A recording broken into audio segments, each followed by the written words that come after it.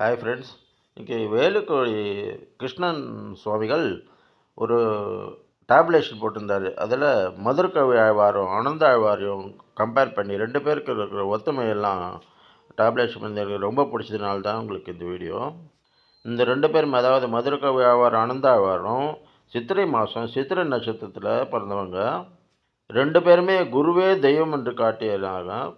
மதுரகவி ஆழ்வார் தாமிரபரணி ஆத்தங்கரையில் இருக்கிற திருக்கோளூரில் அவதாரம் பண்ணார். ஆனந்தாழ்வார் காவிரி ஆத்தங்கரையில் இருக்கிற சிறுவூத்தூரில் கிரங்கூர்ன்ற கிராமத்தில் அவதாரம் பண்ணார். மதுரகவி ஆழ்வார் ஆழ்வார்களுக்குள் தலைவரான நம்மாழ்வாரே தெய்வம்னு சொன்னார். இவர் ஆனந்தாழ்வார் ஆச்சாரியர்களுக்குள் தலைவரான ராமானுஜரே தெய்வம்னு சொன்னார். மதுரகவி ஆழ்வார் ஆழ்வார் திருமணி ஆழ்வார் திருநகரியில் பிரதிஷ்டை பண்ணார்.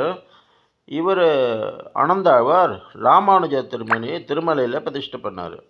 மதுரகவிகளே நம்மாழ்வாருடைய பாதுகை நிலைகள். திருமலையில் ஆனந்தாழ்வாரே ராமானுஜரின் பாதுகை நிலைகள். மதுரகவி ஆழ்வார் நம்மாழ்வாருக்காக கண்ணினும் சிறுத்தாம்புன்ற பாசுரத்தை பாடினார். இவர் ஆனந்தாழ்வார் ராமானுஜருக்காக சதுஸ்லோகி பாடினார். மதுரகவி ஆழ்வார் நம்மாழ்வார் ஆசைக்காக ஆதிபிரானுக்கு தொண்டு செஞ்சார். ஆனந்தாழ்வார் ராமானுஜரோட ஆசைக்காக ஸ்ரீனிவாசனுக்கு தொண்டு செஞ்சார்.